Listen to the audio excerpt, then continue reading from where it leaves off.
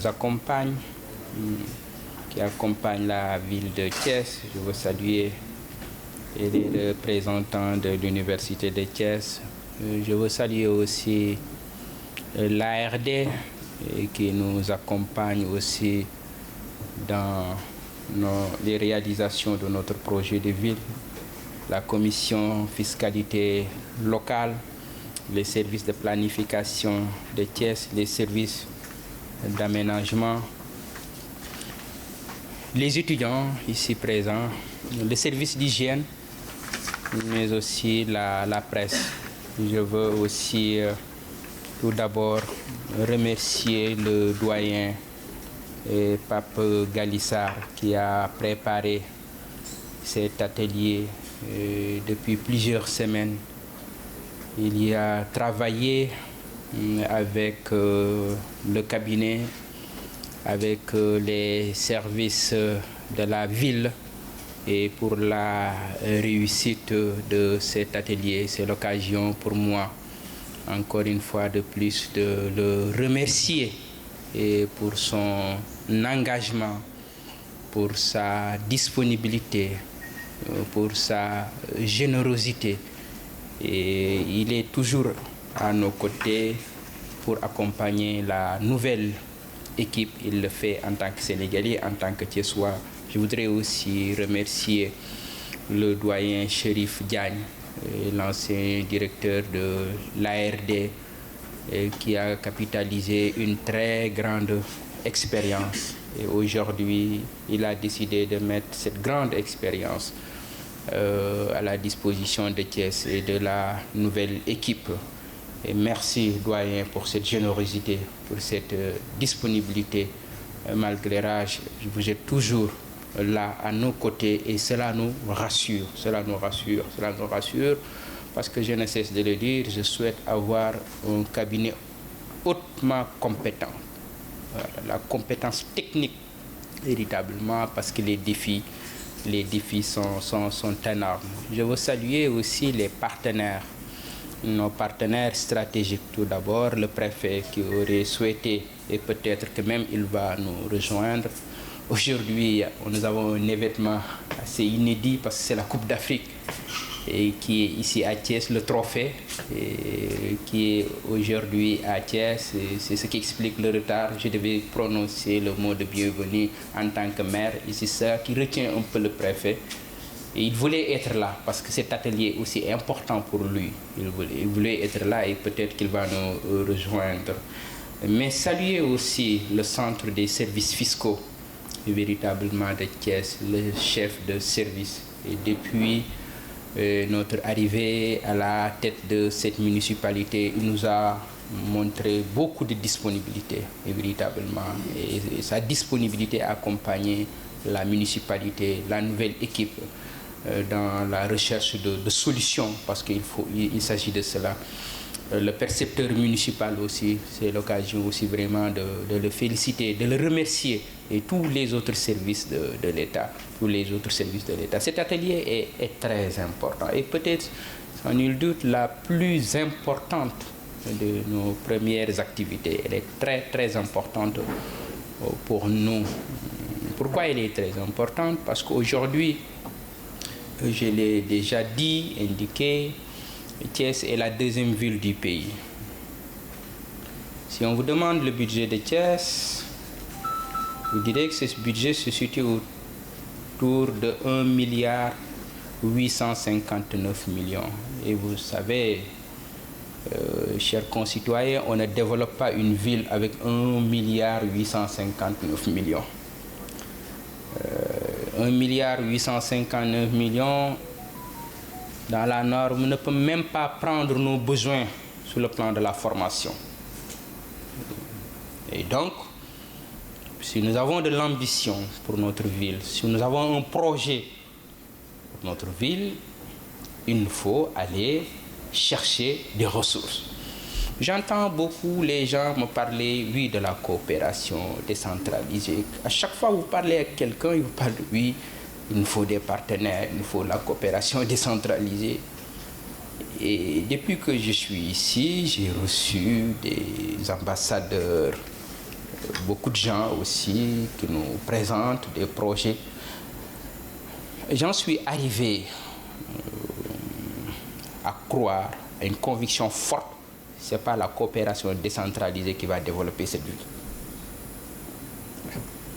Les gens peuvent aimer les voyages en France. Ce n'est pas la coopération décentralisée. Oui, à la coopération décentralisée, évidemment. Et même cette coopération, il faut la repenser aujourd'hui. Il faut véritablement la repenser. Mais si nous attendons la coopération décentralisée pour construire Thiès, mes amis, dans 5 ans, on sera encore là. Cette coopération doit être repensée. Nous avons besoin de cette ouverture. Nous avons besoin de la coopération décentralisée. Mais ce n'est pas la coopération qui va développer Thiès. Elle peut être utile, elle peut servir. Je ne dis pas le contraire, elle peut servir. Même ça à condition d'être repensée. À condition d'être... Sinon, ça va être des voyages, des visites en villégiature, du tourisme, aller y revenir, payer des frais de billets, je ne sais même pas quoi.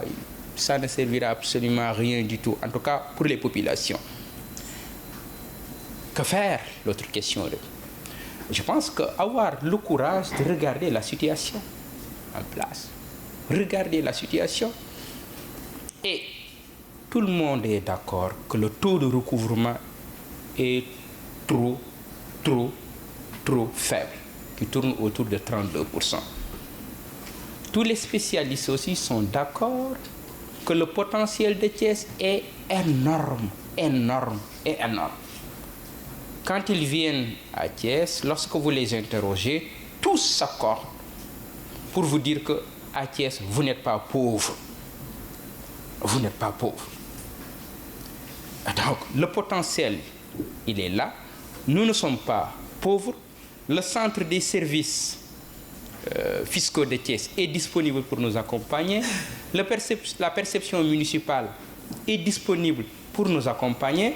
Je pense qu'ayons le courage de faire le diagnostic et d'essayer de construire des solutions à ce niveau. C'est pourquoi je pense donc que cet atelier est très important, parce que c'est un atelier qui nous permettra de faire ce diagnostic-là et de voir où se situe réellement le problème et de construire ensemble une stratégie qui pourra nous permettre dans les années à venir de doubler, de tripler ou même plus le budget de Thiès.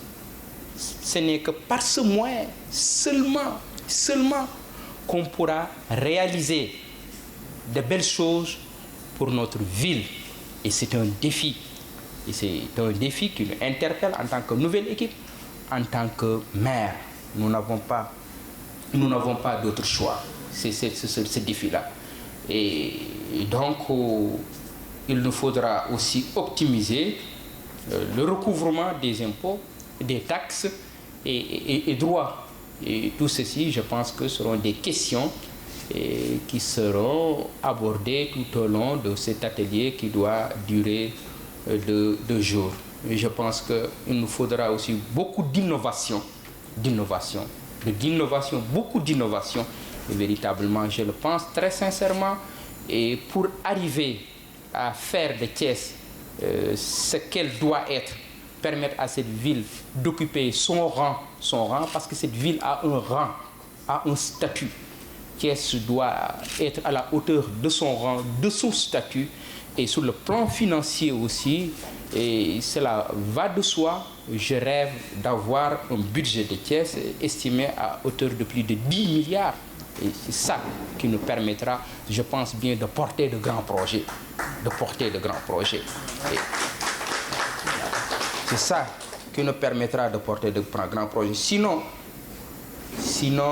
chers amis, nous serons réduits à être une mairie qui s'occupe des gamous, qui s'occupe de petites subventions avec les étudiants, qui s'occupe de représentation dans des cérémonies, retourner dans nos bureaux, signer avec les officiers d'état civil pensant que nous travaillons alors qu'on ne fait absolument rien, qu'on ne travaille pas.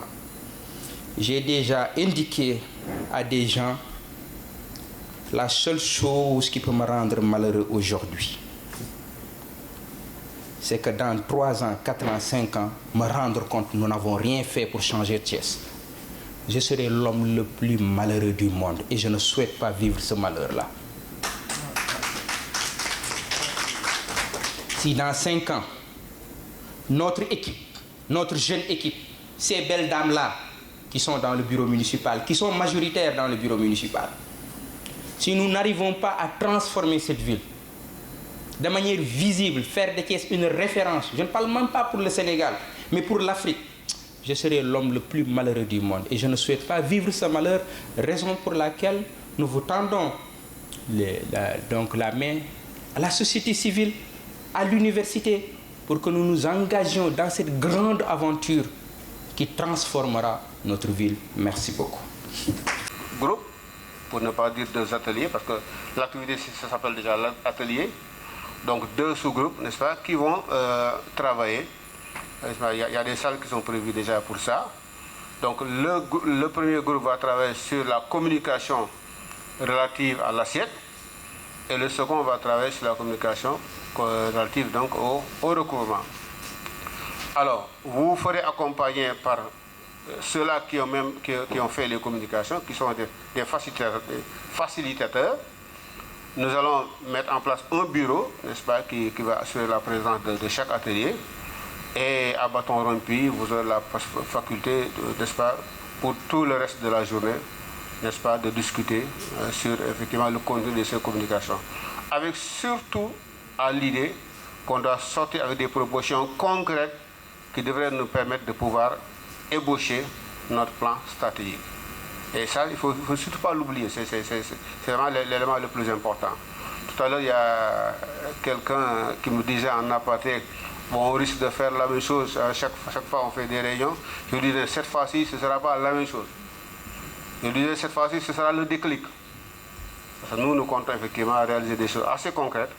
Donc un plan très opérationnel qui va nous permettre maintenant, avec un bon système de suivi-évaluation, de pouvoir revenir, évaluer, redresser et à chaque fois permettre aux maires d'en avoir la situation, mais surtout de communiquer vraiment aux populations la situation à laquelle nous sommes arrivés.